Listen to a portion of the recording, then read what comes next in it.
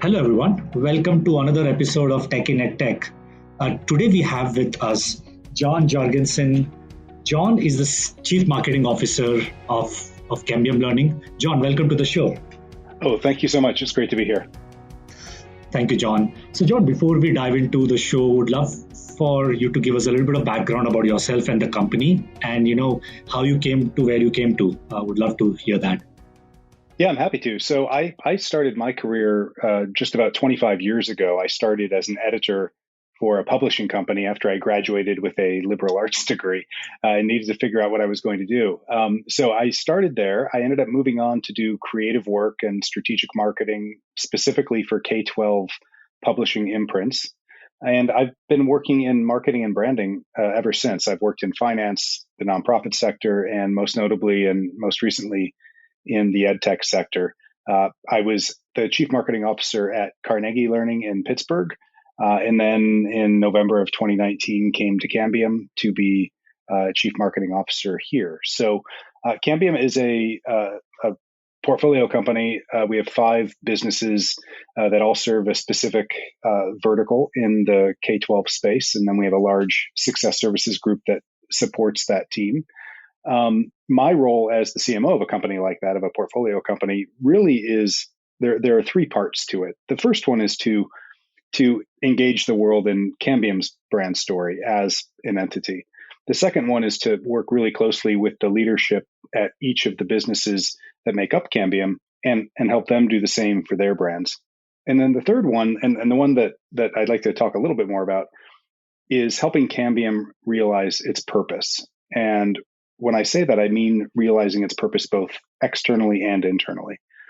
The more that we can, really live and breathe our purpose, and the more of an impact that we can have on people's lives, the better job we're going to be doing as a brand. And I say that because we're not making widgets at Cambium. We're an education company. We're helping people to grow. We're helping people to live amazing lives. And so that's really how the purpose at Cambium drives us. And first of all, let me just define what I mean by purpose. And I'll start with vision. Vision to most people is kind of your point of view. It's what you think about the future. It answers the question, what does the future look like, not just for you and for your business, but for the world that the business operates within. Mission, if vision is about the future, mission is about your plan for getting there.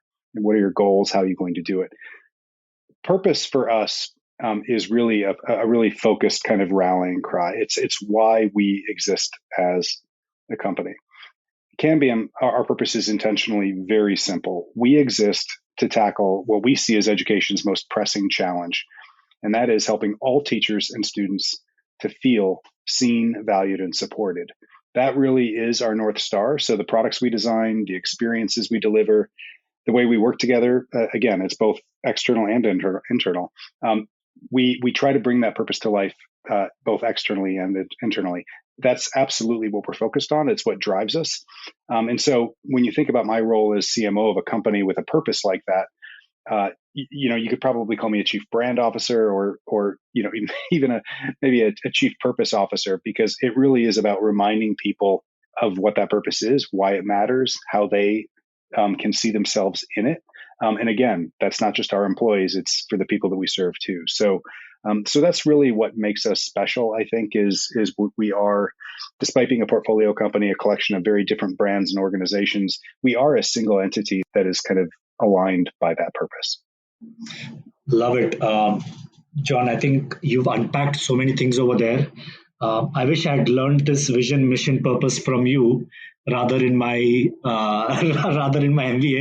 It just made so much sense there. I really like what you just said. There's so much to unpack there, but let me actually start from the beginning. One thing that I really like about Cambium, I've played a marketing role myself, right? Managing one brand itself is not easy, right? Managing and growing a brand. There are 2 types of companies that I've seen, especially group companies. One, where the brands are so strong that the group brand isn't really there. People really know the individual brands. And then there are second type of companies where the group brand is very strong, but the individual brands, not very much. And then there is third type of companies where both of them are like strong. Give you an example, like Procter and Gamble. Everybody knows P&G, but the individual brands are also pretty popular. But that's, I've seen a lot of that in the consumer products good, but I have not really seen that in B2B good. Cambium is an exception according to me. Like I know that you have a very strong brand as a group company, but you have some amazing brands like Learning A to Z, Explore. It's amazing to see that. What is your thought on that? Like I just wanted to share my observation. No, I think all of your observations are the same observations I had when I got started back in 2019. I definitely identified the different possibilities, and I think you're exactly right. I think it is hard. I think there's no way around saying that it's difficult to accomplish all of those things. I think that's why having a purpose like we do, especially being in the education space, it's really important that we have a clear sense of why we exist and why what we do matters, but not at the expense of the distinct value proposition that each brand has for the audience that they are serving. So we have to do both, right? Like we have to make sure that the business unit and the product brands that make up that business unit and those teams, that they feel that they are a strong brand, they are the best in class for the vertical that they are serving. And we want them to feel like, you know what, it's also great that we're part of this Cambium Learning group because that group stands for something. Like it makes sense that we are part of a portfolio with other businesses because we all believe in the same things. We're speaking the same language. And so my job, as I mentioned at the beginning, is to accomplish all of that. It's to make sure people understand what makes Cambium special as a collection, as a collective, probably is a better word for it.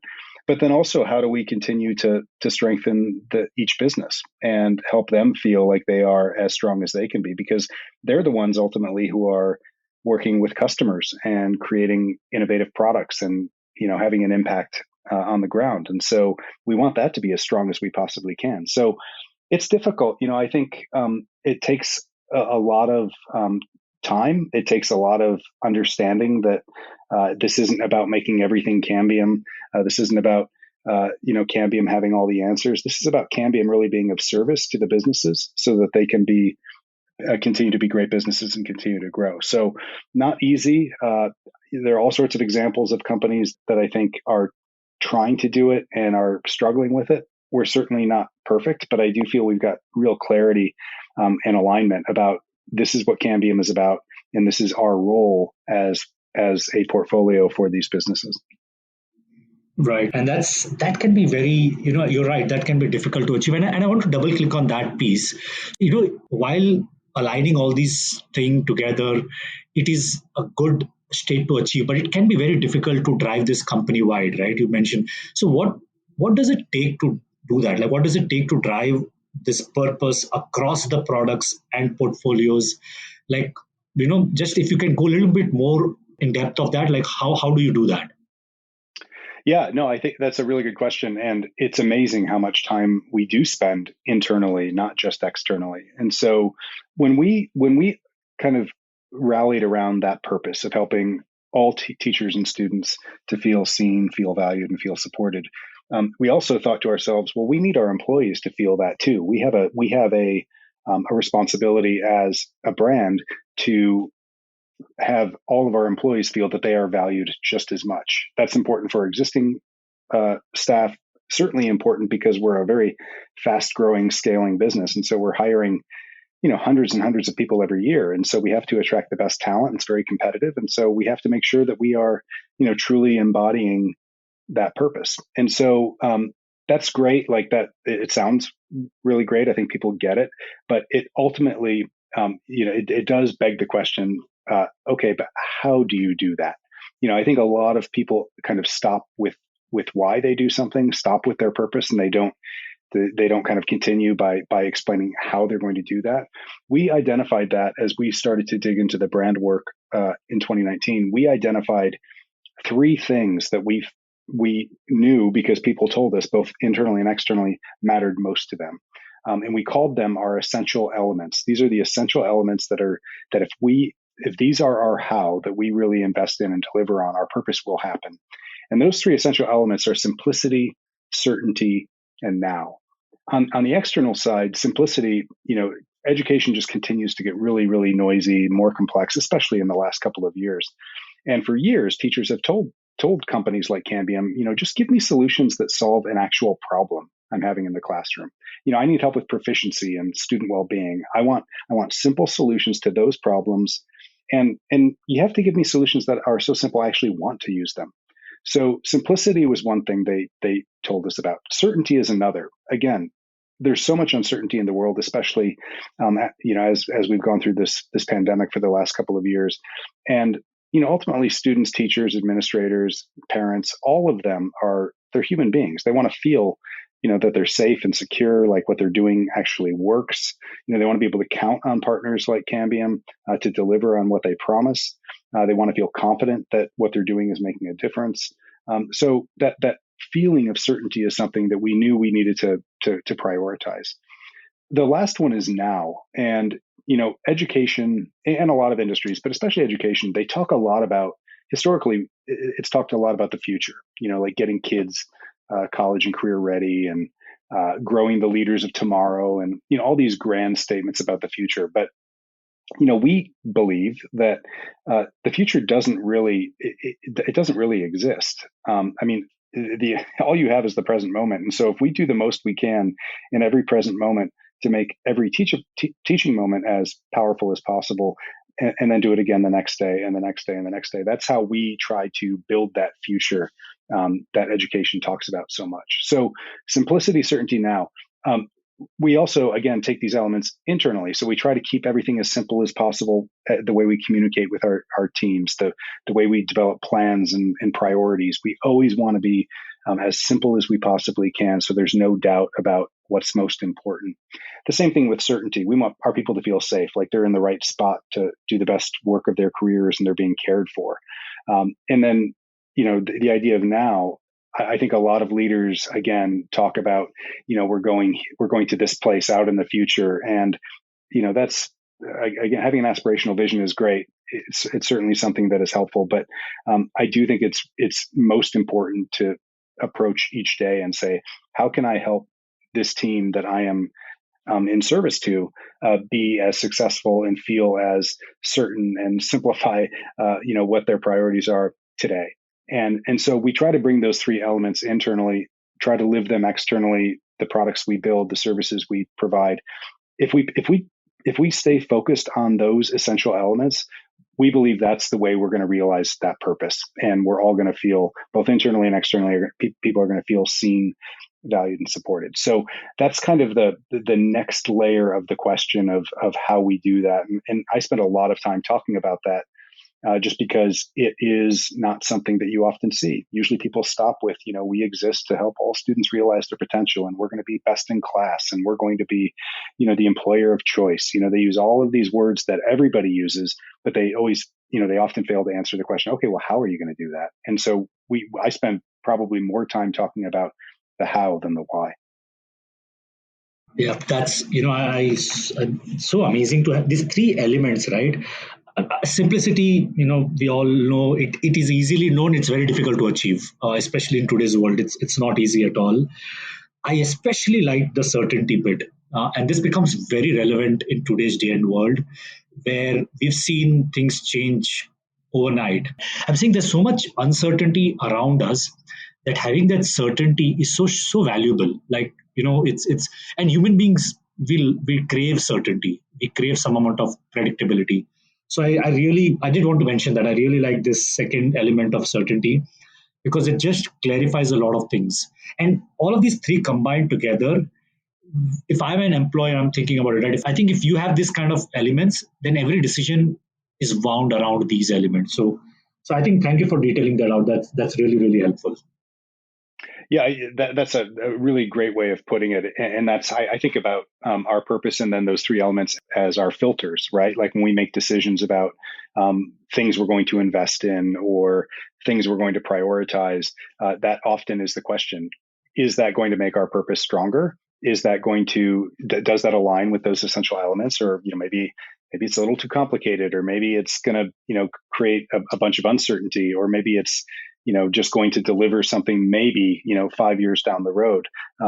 It's a great filter for us to make decisions, and you're exactly right. I think that works both at the Cambium level and at the business unit level as well. Yep.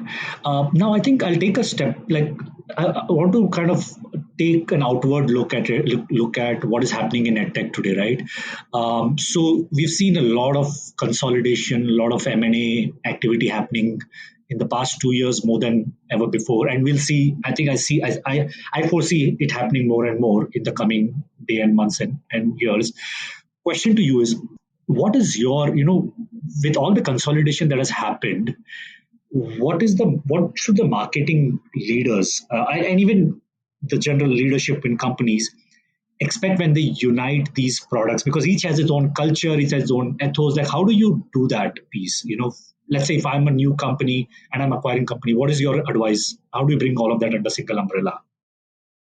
Yeah, so I think for us, we are very disciplined. We look at acquisition possibilities every week, and in the last 3 years, we've made 3 acquisitions. And the reason we've been so picky about that is because, again, if it might be a great company, it might have a lot of potential, but if it doesn't fit with our purpose, then that's not something that we're ultimately going to be interested in. So, we talked about filters just a couple of moments ago, and I think about this in the same way. We have a very clear rubric that we use when we think about how do we grow through M&A. Of course, we're always working to grow organically and have had really good success doing that. But growing inorganically can get you where you're going faster, and if it's the right kind of acquisition, to get there better and make your whole organization better. So we look at this rubric. First of all, does it fit? The idea of it, is it aligned to our purpose? Is it aligned to those essential elements I just talked about? Also, is it a K-12 digital company? We are certainly, we have services. Certainly, we have some print products, but we are first and foremost an education technology company, and so that's something that is really important to us. A second thing is we are looking to make an impact and to scale quickly. So we don't tend to be as interested in ideas or things that require significant investment or a significant amount of time to get to a place where they're having an impact. So we really look for sizable additions to the portfolio. We're also looking for companies that are just very healthy and profitable and can help, not just by joining Cambium, we don't want them to just grow faster, bigger, better. We also want them to help Cambium become better. And we've definitely experienced that with the 3 acquisitions that we've had thus far. So is it growing? Is it profitable? And the last piece is, and this is where it can get difficult, because a lot of times you can look at an addition to a company and they align to your purpose, good company, they're profitable, they're growing. But the one question that we spend a lot of time on is this brand the best is it the best brand at doing the job that it's hired to do? Is it best in vertical? We really stay focused on that, because we feel that if we don't have the absolute best company with the best value proposition in each vertical, that's going to be challenging. So we're, stated simply, we're looking for the best of the best. I think we definitely are never willing to settle. And I think that's had a lot to do with our success. There are other companies that acquire a lot more companies than Cambium does. And, thinking 1 + 1 is always going to equal 3 or 4 or 5. And often it's, 1 + 1 = 1.5, and it causes a distraction. They try to integrate the company in a way that isn't natural. And then the reason you were attracted to the brand in the first place, what made it so special and why people loved it, gets lost. So we don't want to do that. We want to help make each brand better and faster, and have them help Cambium get better. So I think there's just a level of discipline there that is something we're committed to, and I would definitely advise others to do the same. I did have a question on the last, like you mentioned, the best of best, right? What are some of the things that you look for in a brand that is best of best? There are subjective elements. I'm sure there are objective elements, but what are some of those parameters that you would say make somebody a best brand in that space? Yeah, I think you're absolutely right. I think, objective elements like efficacy and research to show, does this product actually work? And I don't mean just could it work? Does it have science behind it? But is it working in real classrooms? Because these products need to be usable and they need to be practical, and they can't just be, they can't be over-engineered, they can't be overcomplicated. So I think it's really important that products actually work and solve the problem that people are paying money to help them solve. So I think that's part of it. I think the people are part of it. I think you aren't just buying a product or a brand or a set of customers. You are buying a team, and you're wanting that team to help you get better, and you want to be able to offer them something to help them get better. And so I think it's important that you think about the people, certainly the leadership, but all the way down in the organization.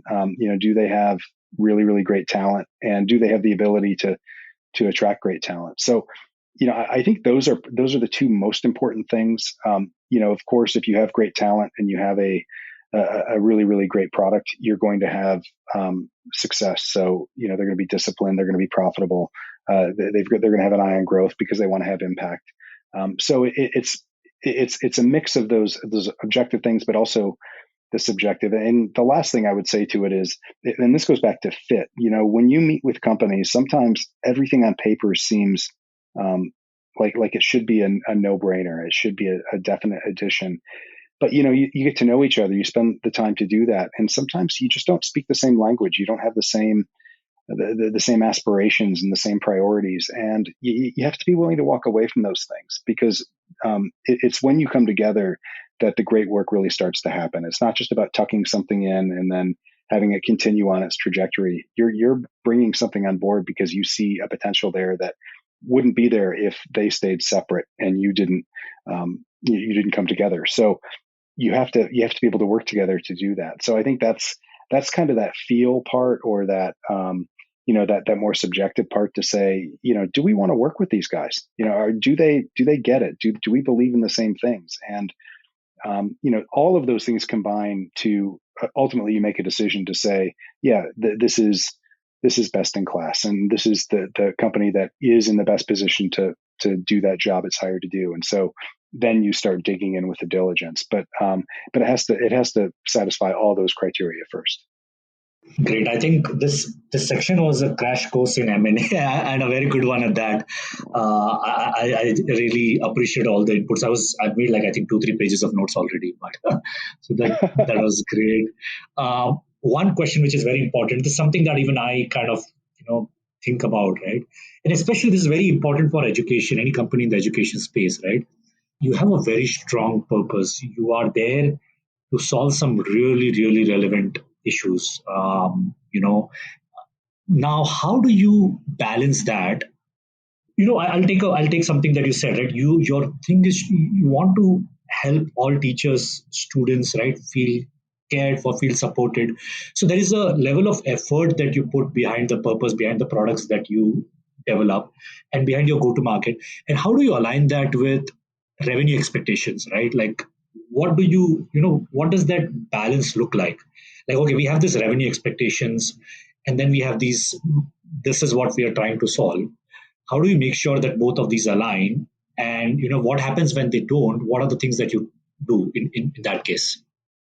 Yeah, you're right. I think we ultimately are in the business, right? We're wanting to grow and scale Cambium, and we want to add things to it and make investments in it that will help us do that.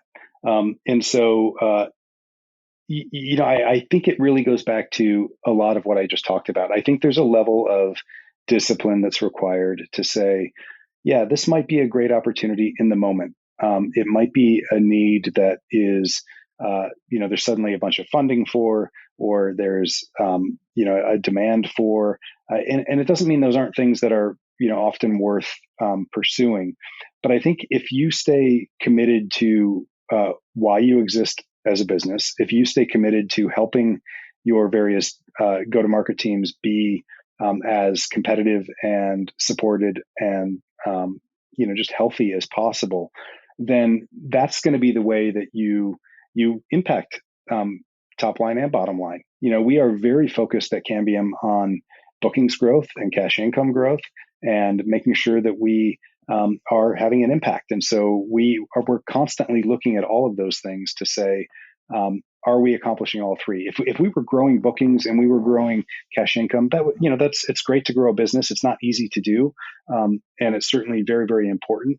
But it's not the end game. It's not the end result. The end result is that why are you doing that? Why does any of that matter? Because if you're not a company of scale, your impact is going to be minimal. And ultimately, people that work in education are people that care. They care about having an impact. They see things that are in need of attention and could be better. And they see kids that are, their sense of well-being and their proficiency isn't where they'd like it to be. They see teachers that are struggling to feel respected as professionals and supported.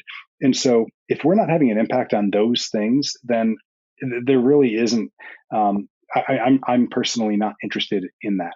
That said, it's not an either or, right? Because that means we have to have a really healthy, growing, profitable business that is of scale if we're going to have that kind of impact. So I don't see them as being in conflict with each other. I see them as being, they're inextricably connected, and we can't try to disconnect them if we want to continue to have impact and grow a business that's healthy and satisfies investors and gives people great career development potential and all of that. So I get it that sometimes, again, the opportunity can pop up. Again, you have to be willing to say no to things that, maybe there's an opportunity to have some gain here, but if it's not in alignment with where we're going and who we want to be, what our DNA is, you have to be willing to say no to those things and stay committed to the things that you feel matter most. Yeah, I really like the lens of impact, right? I mean, at the end of the day, you will have a bigger impact if you have the resources for that impact. And for you to have the resources, that discipline is very, very important. And I think that impact of education is what should be one key North Star to kind of focus on. That, do we have enough to have that kind of an impact? So I think that's great. So thank you for that. And you probably have a big team under you. You have so many brands. You have then teams that are managing those brands and the marketing teams. What kind of support do you provide at your level to these teams? Like, what do these teams come to you for? What is your guidance to them? How do you manage those team and their directions? Yeah, well, first of all, I don't have a big team at all. I have a role that I play, and I have a budget that I can use in different ways. And so the team that I have structured is a collection of creative and strategic and communications professionals. So we have a branding agency that is that we work with every day. We have a PR firm that we work with every day. I've got a filmmaker that I work with every day. So I have this collection of people that are helping me to accomplish, those three things that I mentioned about helping the Cambium brand, helping the business brands, and also bringing the purpose to life internally and externally. That said, my role is it doesn't stop there. I do work really closely with the leadership at the different businesses and with the leadership within Success Services, which supports the whole organization. So, I what I have to do is I have to work in a very consultative kind of more of a consultative coach and mentor than anything else. I don't want to take autonomy away from the VPs of marketing or the presidents at businesses. I want to help them. And so often I'll come to them and say, hey, how can I help this team that I've assembled? We're here for you. How can we help you accomplish what you're trying to do? And that's what we've done. We kind of have it feels a bit like we're on tour sometimes, where we'll go spend 4 or 5 months with a business and help them rebrand their company, or help them to just rethink the way that their brand is positioned in the market, and then help them to bring that to life. And so we've done that. We've done that with um, several businesses at this point, in addition to doing it at the Cambium level. And for me, I just, again, I always think about, how can I, servant leadership is like an industry buzzword, but I think especially for this role at this kind of company, I need to always lead with being of service, because I really am only able to be helpful to the businesses, and do the best I can at the Cambium level as well. So I try to be of service.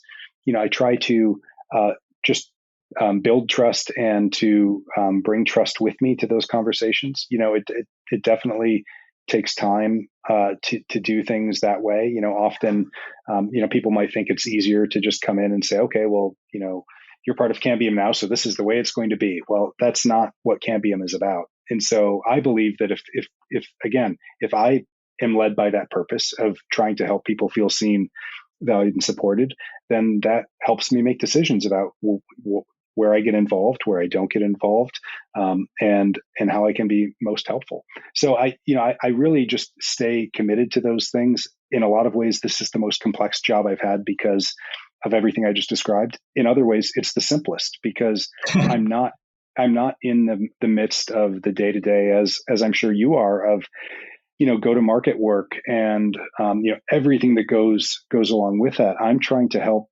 this business tell its story to a variety of audiences, and I'm trying to help the teams that are responsible for their own stories to get where they're going faster. And so it's great, right? Like I get to come in and I get to say, hey, I've got this great team. We can help you. Let's do it. And they're excited because they feel supported. They feel valued because I'm not telling them what to do. I'm kind of co-sponsoring work with them. So I think it's very unusual, and it's not a job that I probably could have done, 10 years ago. It's something that as I worked longer, my career has gone in different places, and I just feel very comfortable playing that role, and I really enjoy it, but it's quite rare. No, it is rare. I mean, you actually bang on. I was thinking of the same thing, right? It is simple, but it can be very complex as well, right? Because you have multiple. So yeah, I mean, it is a rare role, and it's great to hear your thoughts on just being a co-sponsor versus trying to say, hey, this is the guideline that we have. That kind of conversation doesn't help anyone. So yeah, I think that was great. That was great insight. I think we are kind of at the end of the show, but before we wrap up, there were a few questions. One important one: where do you see the tech companies getting it wrong? Right. One thing that you mentioned, I want to link it with one thing that you mentioned right at the beginning, that you're not making widgets, and that's so. It's a simple statement. It's so profound because a lot of times what I see is, hey, this new fancy tool, this AI to help. It's just that thing of feature building or product building versus helping learners is, I feel that sometimes it really, we miss the mark when it comes to edtech. What are the things that you see going wrong? Oh my, we only have a few minutes, you said.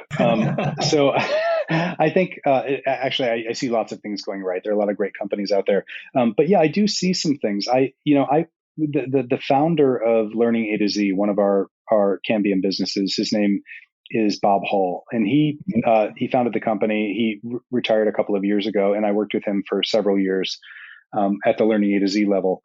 And one of the things that I learned from him is something that I think it seems deceptively simple, and yet I see so often it never comes up when I hear other brands talking.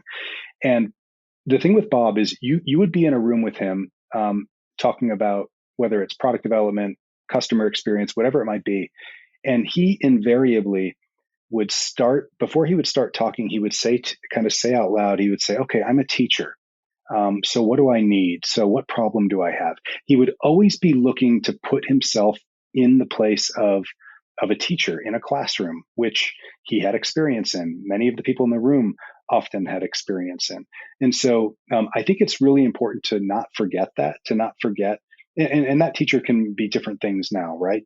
There's homeschooling, there's virtual schooling, there's state level things that are happening. So it's not always just about a classroom teacher, but it was that reminder to say, don't ever lose sight of that.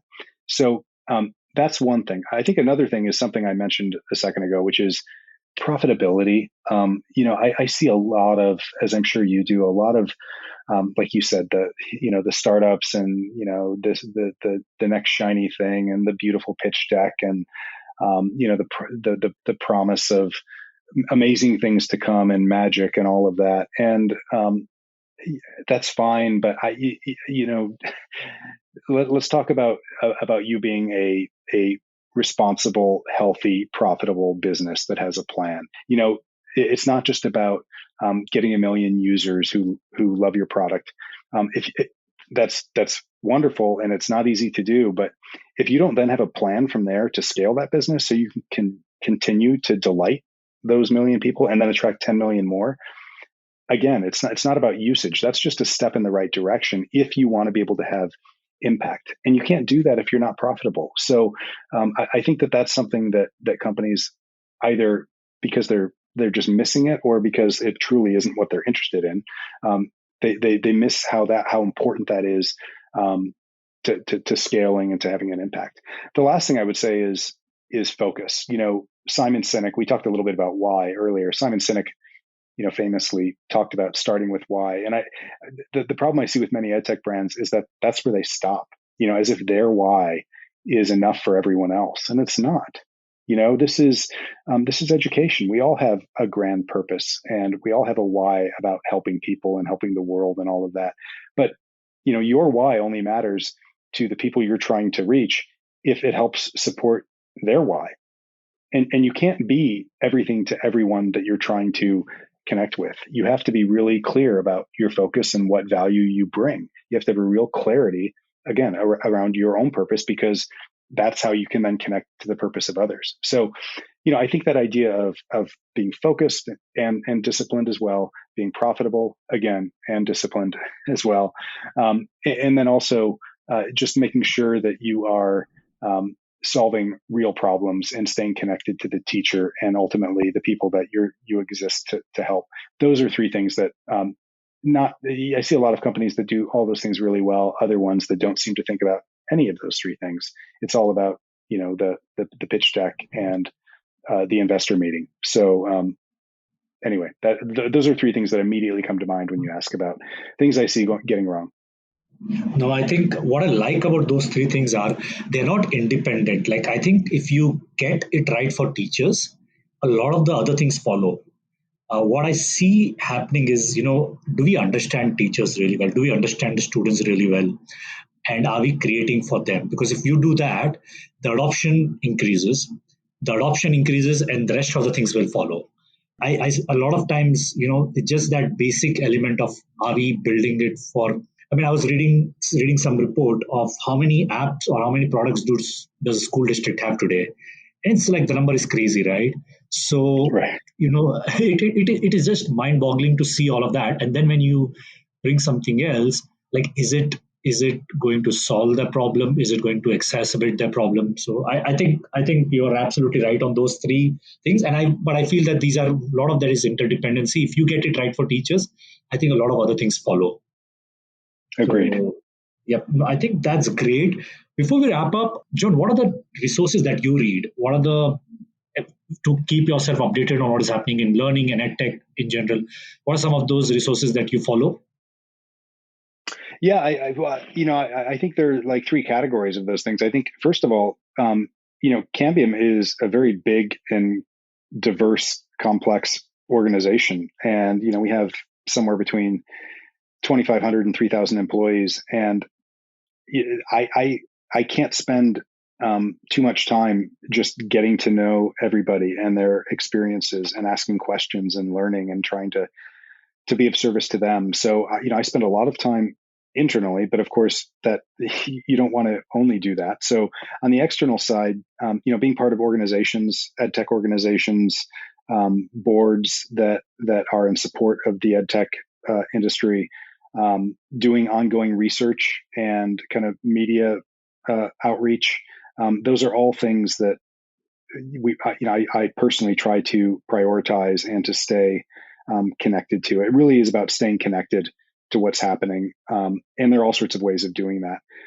I think the third thing, and this might be the most important one, is, and I hate to call it networking because that sounds so self-serving, but I think it's about viewing other marketing and leadership professionals as colleagues. Even if they work for a competitor, I always spend time at events I go to, and even just from week to week, staying connected to other chief marketing officers, other presidents of companies, other product people.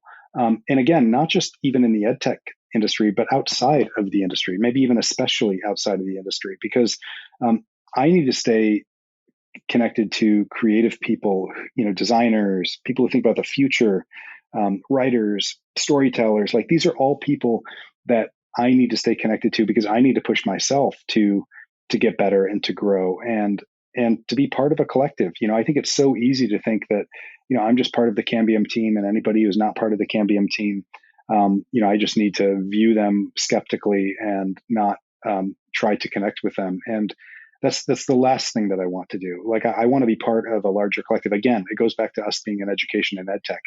If Cambium does everything perfectly, we're still just one company. We have huge challenges for students and teachers and parents, and the only way those things are going to change is if we think of ourselves as a community.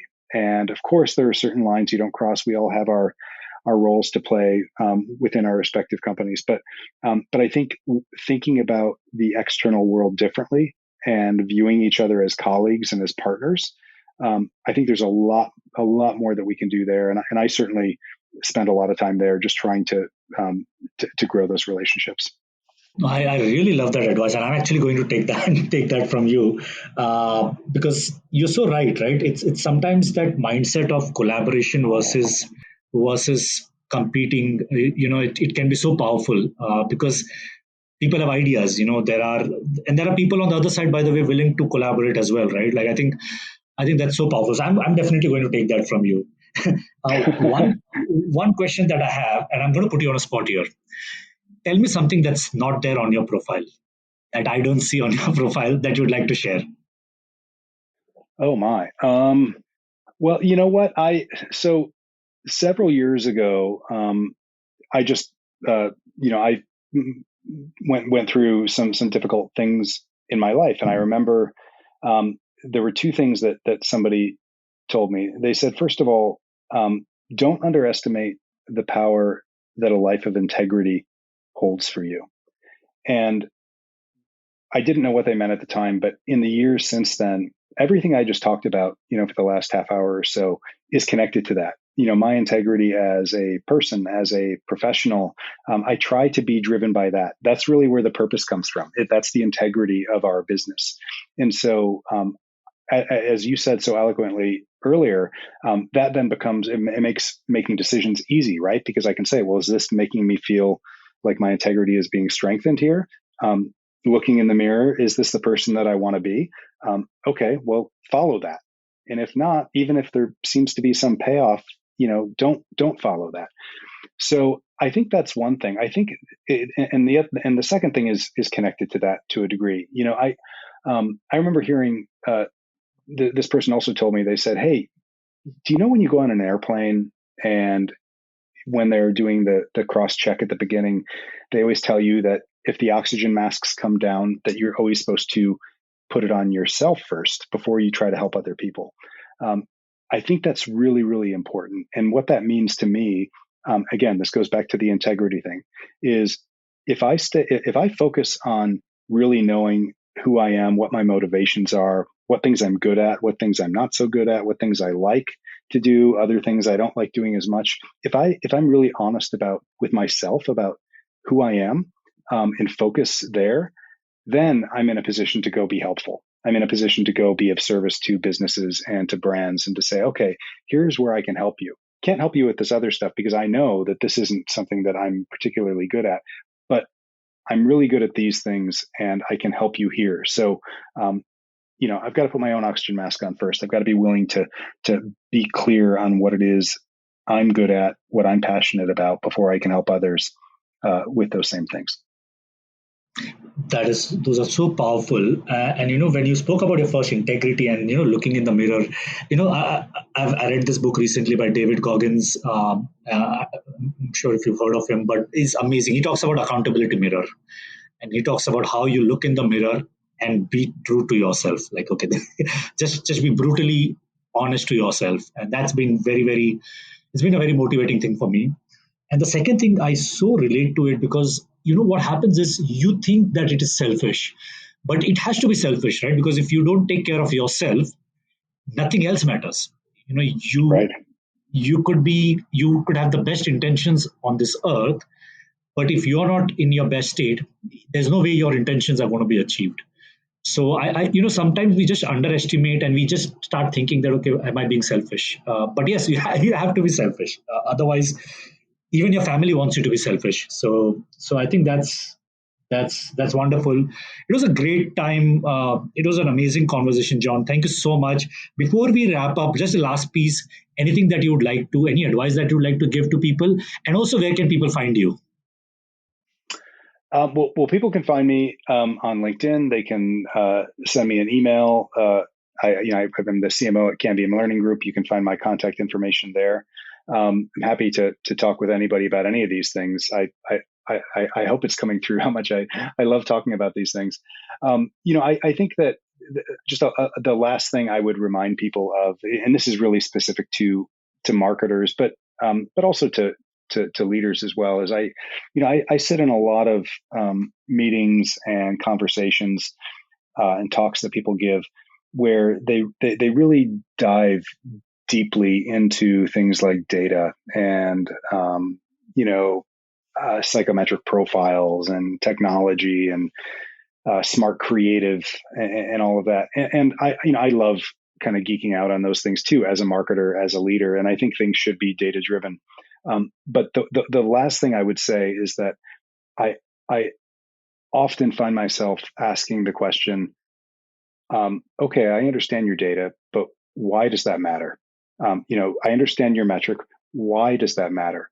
And I very often just get, responses of some confusion, of wondering, well, but it's growing, it's better, it's, and I think it's really important to not lose sight of, why those things are important, taking a step back, big picture, and saying, well, what does this mean? Almost all of the questions I ask in any sort of environment these days is, what am I seeing, and why should I be caring about it? Why does it matter? Why is it important? I think that's something that I'm still getting better at. I can still go deep into down the rabbit holes of spreadsheets and dashboards and everything else. But I think I often try to just take a step back and say, okay, is this really important? And that gets back to that idea of being disciplined and focused. If you go down every rabbit hole, you're going to be a mess. You're not going to be effective. And you might have a curiosity that feels like it's being satisfied, but you really need to be leaders today. There's so much potential for distraction. Things are moving so quickly that you have to stay very focused on the things that matter most and only step away from those every so often because there's something just, too interesting not to step away from, but not very often at all. And so, that's something that I would definitely remind people of. And as I remind myself each day. Yeah, I'm going to take that one as well. You spoke about start with why. I think you also should end with why. Why? Right. Why does exactly. Why does that matter? That is so powerful. Thank you so much, John. It was a pleasure having you on the show.